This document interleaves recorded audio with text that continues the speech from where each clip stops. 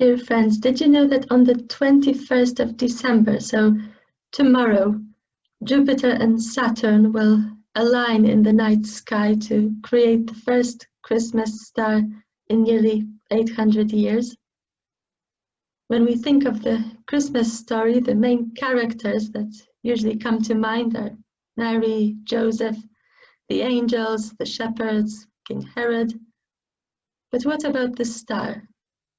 We often forget about the Christmas star.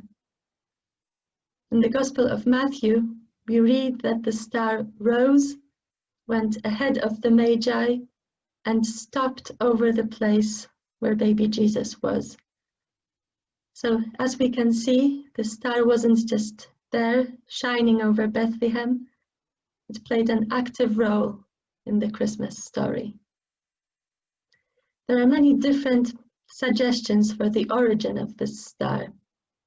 Some say it was a comet or a supernova.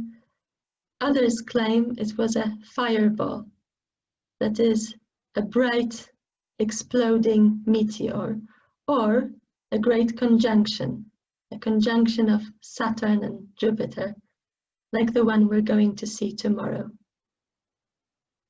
I think what really matters is what we can learn from the Bethlehem star. In what way can it be an example to us?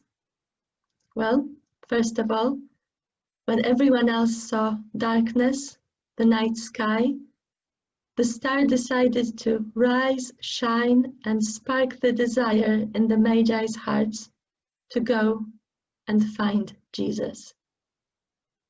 When night comes to our world, to our lives, what is our first reaction? To complain about the darkness, or to try and shine as best we can under the circumstances, to try to encourage and inspire others? Secondly, the star was patient.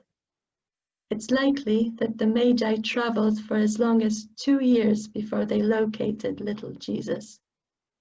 The star didn't rush them, it didn't give up on them. It gave them as much time as they needed to find their way.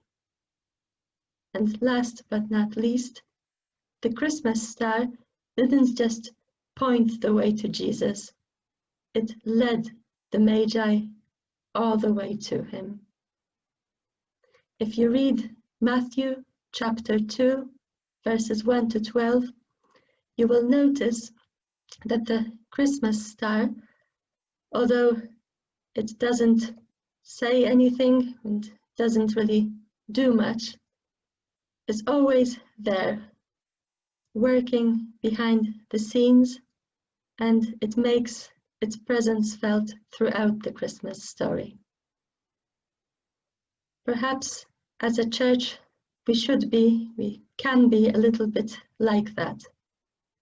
Maybe this Christmas, we can give others the gift of our time, our patience, and our presence, mainly over the phone or online, and try to work behind the scenes in this difficult situation as best we can. Have a blessed last week of Advent.